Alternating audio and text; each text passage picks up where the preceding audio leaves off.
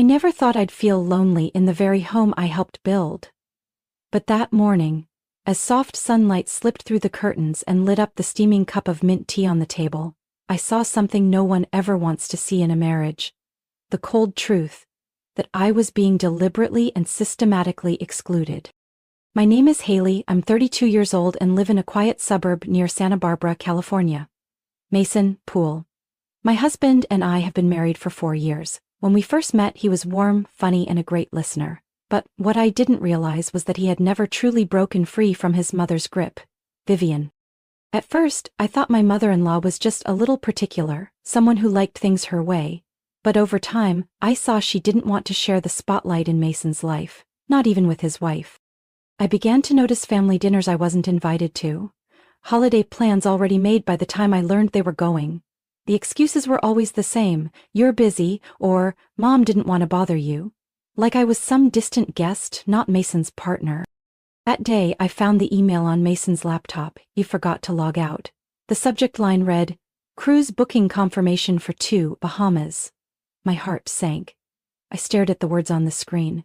Luxury suite, round-trip airfare, all-inclusive service? And the names? Mason and his mother. I wasn't on the list. Again. When Mason came home, I was already sitting at the dining table, laptop open to the email. He glanced at me, then the screen. No panic, no excuse, just a cold sigh. "Can you explain this?" I asked, my voice calm, surprisingly so. "Haley, you've never been into this kind of thing. You even said you don't like the beach." I stood up, my pulse pounding. "It's not about whether I like it, it's about why your wife wasn't even told about it." He shrugged.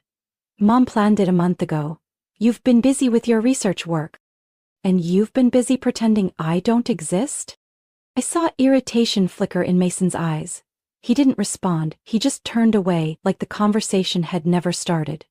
That night, I lay alone in bed. The hallway light spilled through the door crack, casting a pale stripe across the silent room. I replayed every time I'd been accidentally left out. My birthday dinner. Everyone went out without me. Thanksgiving. I was encouraged to rest at home. Times when Vivian would show up unannounced, walking in like I was invisible. I used to think if I just tried a little harder, I'd be accepted. But now it was obvious I wasn't part of their family. I was the outsider at the door, only there to be reminded I didn't belong. I got up and walked to my desk. The warm light hit the corner of our wedding photo. I was glowing in white. Mason staring at me like I was his whole world. But front and center in the group photo? Vivian, cold eyes guarding her territory. I picked up my phone, hands trembling, and typed. "Cancel Bahamas trip." I answered the confirmation code and hit send. The screen flashed, "Cancellation successful." I exhaled deeply. For the first time in months, I felt like I'd done something right. I heard the front door open as the clock struck 6 p.m. Mason's footsteps echoed on the hardwood floor, each step pounding harder on my chest. I sat still at the table, the email glowing on the screen. He walked in, shirt still buttoned, leather briefcase dangling from one hand. He paused as the words on the monitor hit him. "Trip canceled." His eyes flickered, confusion flashing, then freezing into rage. "What did you just do, Haley?" His voice was low and sharp, like stone dropped on glass. I stood slowly, meeting his stare. "I canceled the trip. I'm not a decoration to be left out of every decision." He slammed his bag down. "You had no right." "I do when my husband books a getaway with his mom and leaves his wife out." He stepped closer. "You don't get how important Vivian is to me. She's been planning that trip for months. You canceled it just because you felt left out?" "It's not a feeling," I whispered. "It's the truth." Before I could finish, his hand came down.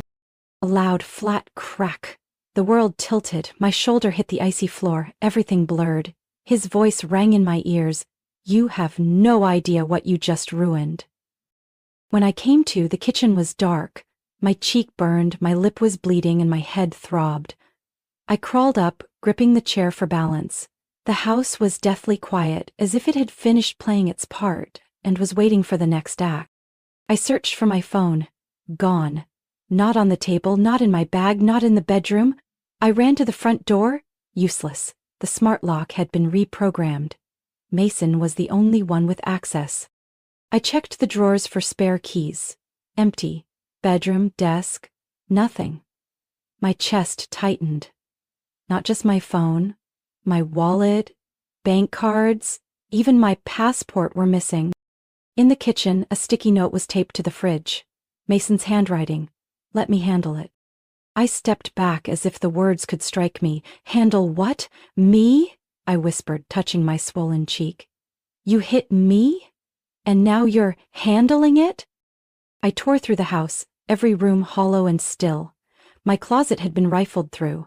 My best dresses were missing, so was my small cream-colored suitcase. He hadn't just hit me, he was erasing me. I stood in the darkness, phoneless, no one to call, nowhere to go. Alone, in every sense of the word. My eyes caught a photo face down on a shelf. I picked it up. It was from our first picnic. His arm around me, both of us smiling like nothing could touch us. But now, there was something odd, scribbled across the bottom in fresh black ink. You don't belong here. I dropped it like it burned. There was no doubt he was trying to push me out. Completely. I backed into the wall and slid to the floor, knees to chest. I didn't even know when the tears started. But they kept coming, hot, sharp. I didn't know what was really happening. I only knew one thing. If I didn't leave soon, I might never get another chance. I don't remember how long I stayed on the floor, but when I stood, the sky outside was ash gray. Night had fallen fast, just like the pit in my stomach, empty, chaotic, and cold to the bone. I searched again, not for answers but an exit. My phone was gone, keys too. The door locked by a digital system Mason controlled. I couldn't open it from the inside without his phone. Desperately I tried every window. Living room, sealed. Bedroom, barred. Office, screwed shut. But in the laundry room, one small window cracked open. My hands shook as I turned the handle. It creaked open, letting in the icy night air. I breathed deeply, like the outside world was the only freedom left to touch. Back in the bedroom, I grabbed a few clothes, shoved them into an old backpack. I had no cards, no ID, but I kept emergency cash hidden in my vanity. I stuffed it into the bag along with my passport, still tucked behind the romance novels Mason never touched. I glanced at the wedding photo again. I flipped it over. Those words stared back like a scar. You don't belong here. Maybe Mason wrote it in anger. Maybe someone else did. But I knew one thing. I couldn't stay another night. I threw on a coat, pulled up my hood, and opened the laundry window. I pushed the backpack through, then slid out. The windowsill scraped my ribs, my shirt tore. But I didn't stop.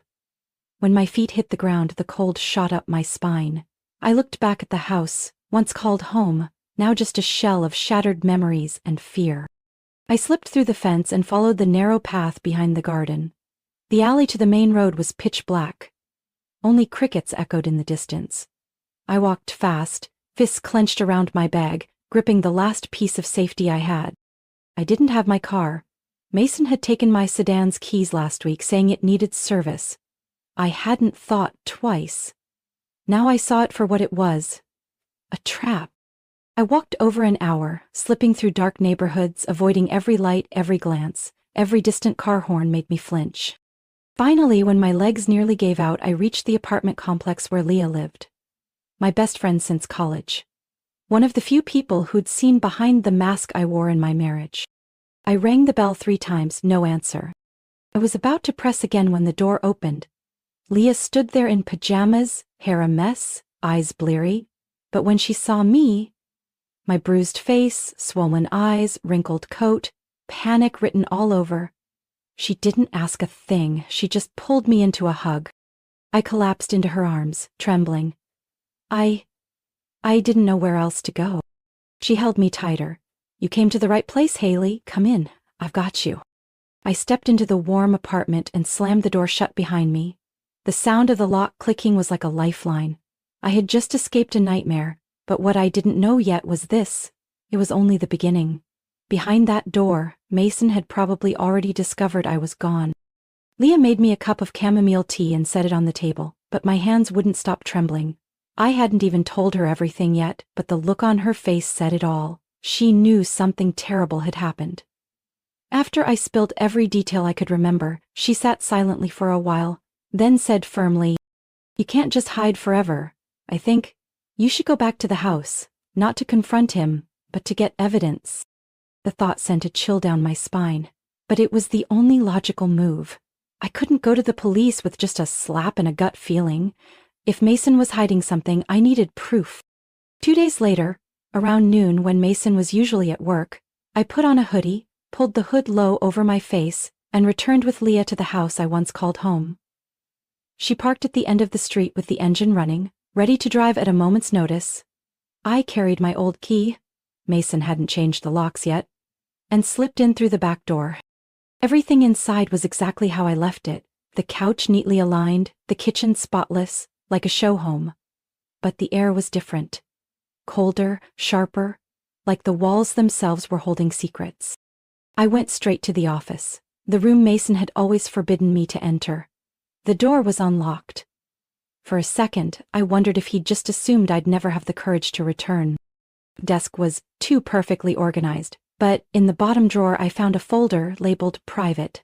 I opened it, and for a moment, time seemed to freeze. Dozens of contracts with obscure satellite companies I'd never heard of. Mason's signature appeared at the bottom of each one, alongside another woman's, not mine. Many were related to asset transfers, and in red pen, repeated notes read, "Separate from wife. Do not co-sign." I kept flipping. Bank statements printed from accounts I never knew existed showed steady wire transfers overseas, totaling hundreds of thousands of dollars. One of the accounts was in my name. I stood frozen. How? I had never opened any account outside our local bank. I had never signed a single document. I steadied my breath and began taking photos of each page. At the bottom of the drawer was a thick envelope, unsealed. Inside were photos of me, taken from a distance, carrying groceries, sitting alone at the park, entering a clinic. Each one labeled in red ink with the date, but the one that made my blood run cold was marked on the back, "Under surveillance. Awaiting order to destroy." I bit down hard to hold back a sob. This wasn't just marital coldness, this was a setup, and I was the target. The sound of the front door unlocking froze me in place. Mason was home. I shoved everything back into place and rushed for the back door. But just as I turned, I turned around, heart pounding. "What are you doing here?" he asked, his voice darkening as he saw the open drawer. "I came to get my things." "And decided to rummage through my office while you were at it?" I stood firm. "I know what you're doing, Mason. The accounts, the photos, the fake contracts, everything. I'm not as clueless as you think." A sly smile curved his lips. "You think you understand all this? You married me to legitimize your laundering, didn't you? A clean name, no record, a college degree, a perfect front." He crossed his arms, no longer pretending. "I needed someone to open accounts, someone no one would suspect. You were perfect, and you didn't even know it." I stepped back, gasping for air. "But now I know," I said, voice trembling, "and I won't stay silent." He moved toward me, eyes ice cold. "Where do you think you'll go with that info? You think anyone will believe a runaway wife with no official proof accusing her husband of crimes?" I bit my lip. "Maybe. Or maybe I'll make sure they have no choice but to investigate." Right then my phone buzzed in my pocket. It was Leah. I stepped back again, clutching the phone tight. "Goodbye, Mason," I said, turning toward the back door. Behind me, his voice boomed, "Don't make this harder than it has to be, Haley." But I didn't stop. This time, I wasn't just running to escape. I was running to fight. And I swore I wouldn't stop until the truth came out. I gasped for breath as I pushed through the back door and sprinted into the fading sunlight. Shadows stretched long across the lawn, but my heartbeat was a roar in my ears. I leapt over the low wooden fence, never looking back. I didn't want to know if Mason was chasing me. I just knew I had to keep going. Leah's car was parked a few houses away, engine still running. She threw open the door the moment she saw me. "Get in!" I dove into the passenger seat, barely pulling the door shut before she hit the gas. The tires screeched, leaving a trail of smoke. I bent over, clutching my jacket pocket where I'd hidden the USB drive with everything I copied from Mason's office. "Are you okay?" Leah asked, eyes locked on the rearview mirror. "I'm fine, but he knows I saw everything." She gritted her teeth. "Damn it. Do you think he'll come after you?" I shook my head, throat tight. "I don't know, but that look in his eyes." "Leah, I've never seen him like that. Cold. Ruthless. Like I was just a problem he needed to eliminate." She didn't speak. Just hit the gas harder and turned down a side road out of the neighborhood. We didn't go back to her apartment. We couldn't. Not after I saw my name on those secret bank accounts, next to red notes that said "separate wife," like I was just a disposable piece. We stopped at a convenience store outside town, bought a burner phone and rented a cheap roadside motel. The room was shabby, the walls stained, the single window taped shut, but at least here no one knew who we were. I sat on the bed, yellow light casting shadows on my face in the mirror, my cheek still bruised, dark circles under my eyes from too many sleepless nights. But in my reflection the fear was gone. What remained was determination. "We need someone trustworthy to handle this," I said, pointing to the USB drive on the table. Leah nodded. "I know someone. Ethan. He's an old college friend, works for an independent paper in San Francisco. No corporate strings, no political ties. If anyone can get this out, it's him." I hesitated, then nodded. "Call him. As soon as possible." While Leah made the call, I double-checked the USB. Every file I'd photographed, every contract I copied, every chilling surveillance photo marked destroy, still intact. I plugged it into her laptop to verify. But the moment it opened, a chat window popped up. A new message from an unknown email address. "I know what you took." Attached was a photo. I opened it. It was a picture of me and Leah, taken from behind a car as we were driving away from Mason's house. The angle was blurry but unmistakable. Someone had followed us. "Leah," I shouted, hands shaking, "he knows where we are." She spun around, saw the photo on the screen, her face went pale. "We have to leave, now." I shut the laptop, yanked out the USB and tucked it into my bra. Somewhere it wouldn't fall. We packed in under 2 minutes. Leah didn't even ask for the deposit back. As she locked the door, she muttered, "Survive now, money later." We jumped into the car and turned north, toward San Francisco. I didn't know what traps lay ahead, but I knew one thing. If Mason could track us this far, he wasn't alone. And whatever power was backing him, it was bigger than I'd ever imagined. As the city lights faded behind us, I turned to Leah. "I won't stop until he pays. Not just for me, but for the others who might be next." She squeezed my hand gently. "And I won't let you fight this alone." The car sped through the night, leaving behind a life of betrayal and beginning a journey with no clear end. But I knew this was the first step toward reclaiming the truth. We arrived in San Francisco at 4 a.m. after nearly 8 straight hours on the road. Leah booked a small hotel near the downtown area, where the constant flow of tourists would help us blend in. All I could think about was getting what I had into the hands of someone with enough power to act, and enough independence not to be bought off. Leah handed me a slip of paper with a phone number scribbled on it. "This is Ethan's cousin. His name's Detective Carl Bennett. He works in the Financial Crimes Division of the San Francisco PD. He's not connected to anyone in Mason's circle. Ethan says you can trust him." I nodded and pulled out the burner phone to dial. "Detective Bennett speaking." "Hello? This is Haley Brooks. I have critical information about a money laundering operation tied to the Whitmore family in Santa Barbara. I have original evidence, but I'm being watched." There was a pause before he answered. "Where are you?" "In San Francisco. I can't say the hotel name over the phone. But I can meet you in a public place this morning. Text me the location. I'll come alone." I hung up, still on edge, but at least it was a step forward. After texting him the address of a cafe near the pier, Leah and I changed clothes, put on sunglasses and baseball caps and left the hotel. Even in a crowd, I felt like eyes were on us, like a shadow trailing just behind, gaining with every step. Detective Bennett arrived right on time. He was a solid-built man in his 50s with deep-set eyes, and the weary look of someone used to dealing with cases no one else wanted. I handed him the USB and the photos of the contracts, bank statements, and account records. He skimmed a few files, then nodded slowly. "You're not just holding on to a laundering case. This could be the start of a financial crime network that's been running for years." I clenched my fists. I didn't realize it was this serious, but I know they won't stop unless they're exposed. He looked at me carefully. "I'll take this to the financial task force, but if you want it done right, you'll need to stay involved. Are you ready for that?" I nodded. After the meeting, Leah made a suggestion that gave me pause. Reach out to Maria. Eleanor Whitmore's longtime assistant. She was the only one in that family who had ever shown me even a hint of kindness. "I think she knows more than she lets on," Leah said. "If anyone can help you understand what they're really doing, it's her." I found Maria's number in an old email and typed out a message.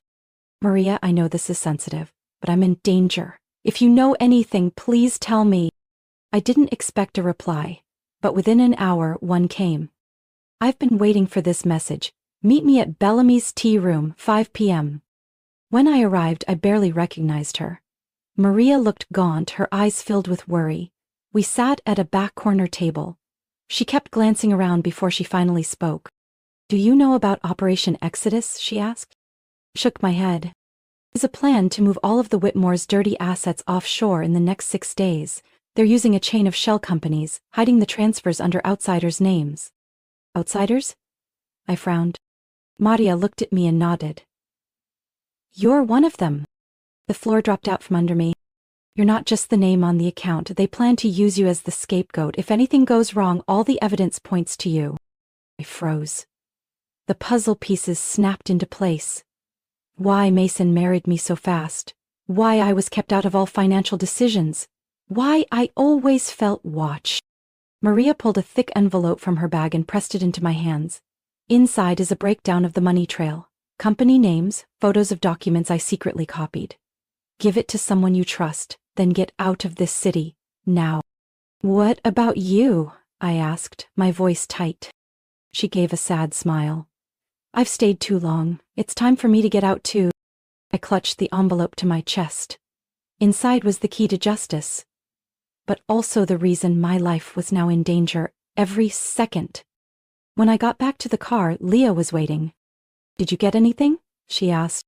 I looked at her, my eyes no longer trembling. "Yes. More than we imagined." That morning, I stared into the mirror, smoothing down my hair, and paused at the top button of my blouse. Beneath the fabric, a tiny audio recorder was already clipped, provided by Detective Bennett himself. On the outside, I looked like a wife trying to mend a broken marriage. But inside, I knew I was stepping into the most dangerous game of my life. The plan was simple, at least on paper. I would meet Mason at a public cafe and say I wanted to explain, that I regretted running, that we could talk like adults. A performance. A trap. And as expected, Mason took the bait. "Fine. I have a few things to say too," he replied with a chilling smiley face. I chose a cafe near the park where Bennett's surveillance team could position easily. When Mason walked in, crisp white shirt, charming smile like the day we met, my palms were drenched in sweat. But I smiled, nodded slightly. The performance began. We sat at a window corner table. I shared meaningless small talk, pretending to be confused, fragile, and hoping to fix things. Mason listened, narrowing his eyes when I apologized for running away. "You're not mad?" I whispered, leaning in.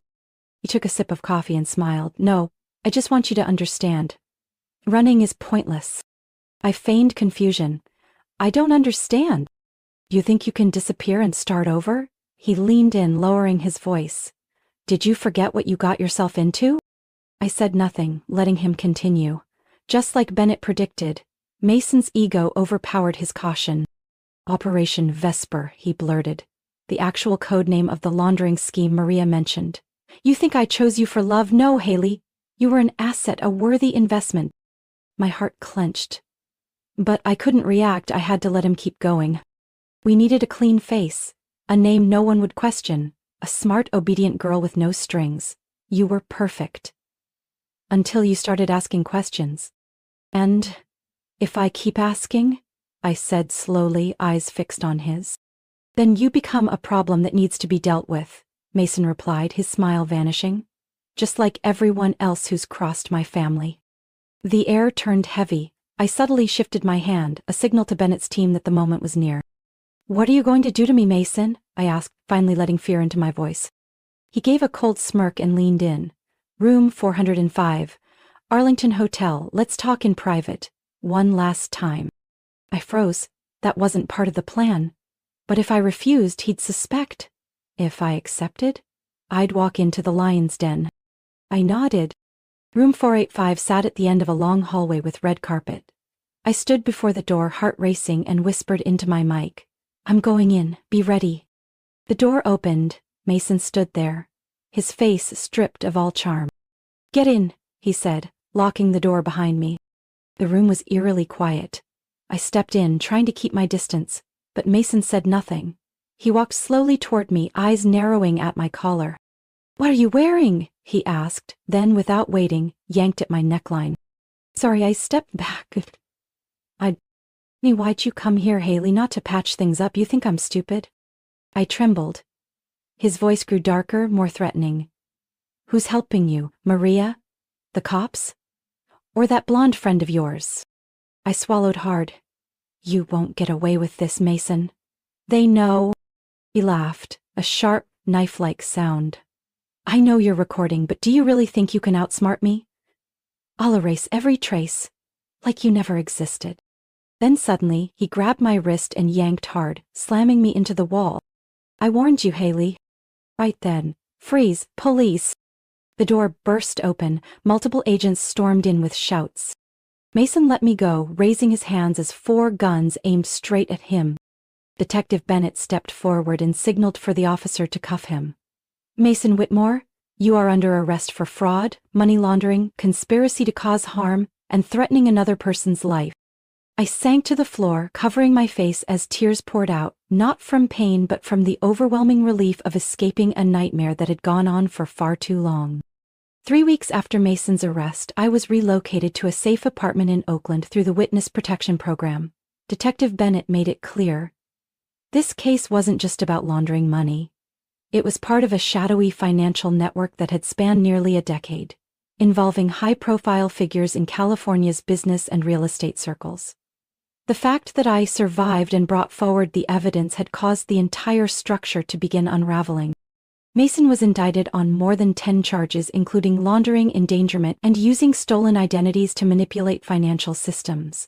His mother, Eleanor Whitmore, was arrested the following week as she attempted to flee the country with a fake passport. Headlines were everywhere.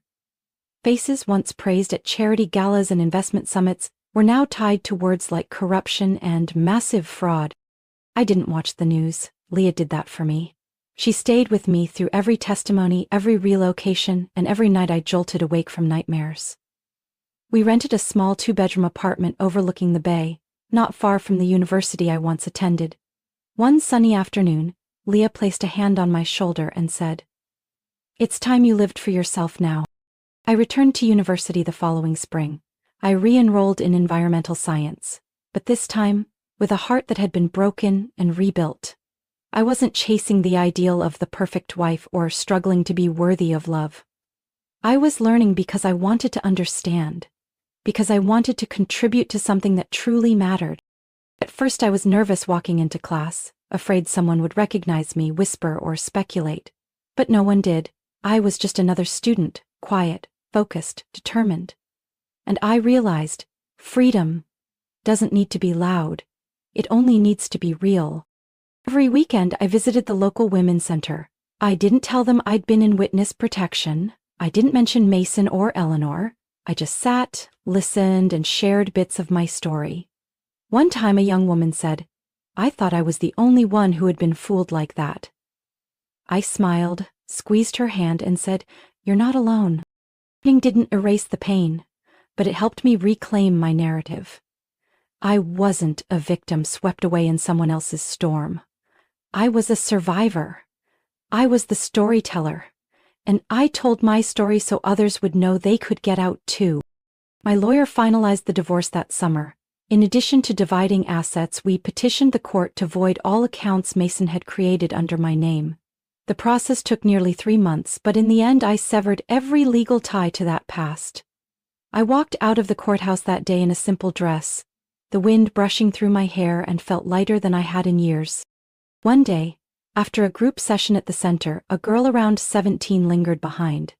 She looked at me quietly and asked, "Were you scared?" I smiled. "Of course, but if you wait until you're not afraid to start, you may never start at all." She nodded, then held my hand tight.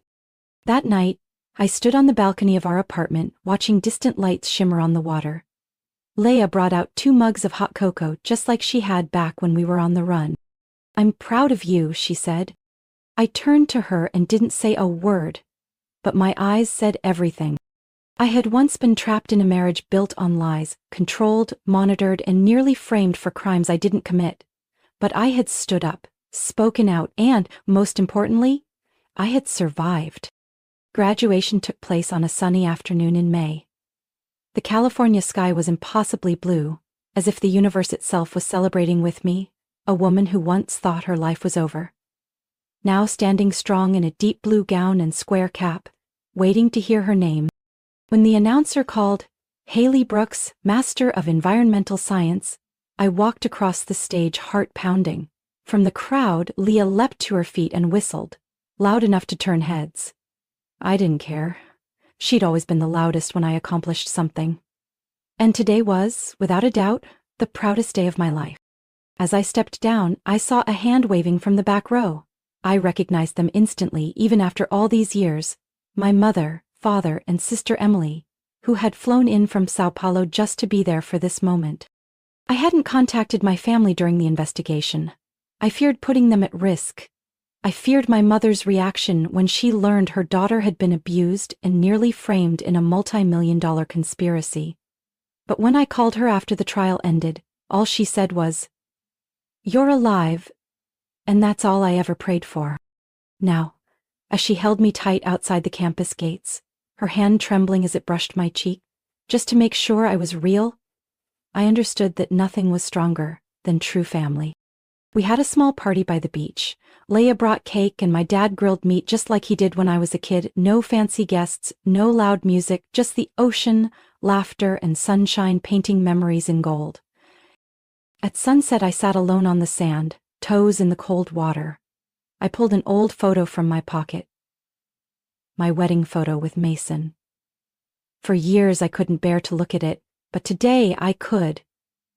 In the picture I was smiling, a hopeful, innocent smile. I didn't hate that girl.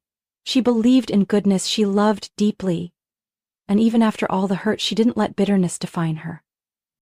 I tore the photo in half and tossed the pieces into the waves. Not for revenge, but for release. From a distance, Emily called me back to the celebration.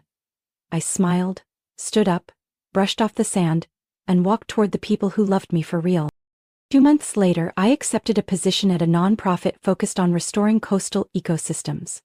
The job wasn't flashy and the pay wasn't high, but every morning I woke up feeling fulfilled.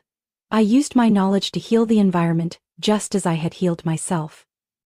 Once a month, I still visited the Women's Center. Now I led the discussions. I never named names. I never mentioned Mason, Eleanor, or how long the trial lasted. I only spoke about a woman who once believed there was no way out, but who eventually found the light. After one session, an older woman approached me, placed her hand on my shoulder, and whispered, "You've saved more people than you know." I turned away to hide a tear. This time not from pain, but from knowing I had finally done something that mattered. That night, I sat in our cozy living room, golden light spilling across the wall while Leah arranged flowers by the window. I opened a fresh journal and wrote the first line. Once, I was bound by a loveless marriage and a past full of shadows, but today, I am not just a survivor. I am free. I am me. As I put the pen down, I knew my journey wasn't over, but this time I was the one steering. And no matter which way the wind blew, I would keep going. Because I had reclaimed the most precious thing life ever took from me: myself. Haley's story is a powerful reminder that no matter how dark the past, it is possible to rise and rewrite your future.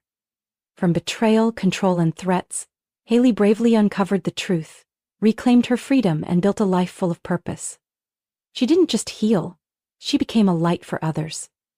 Her journey shows that true strength doesn't come from avoiding pain, but from facing it and choosing to live boldly. What do you think about Haley's journey? Would you have done the same in her shoes? Share your thoughts below, and don't forget to follow the channel for more powerful, emotional stories about family and resilience.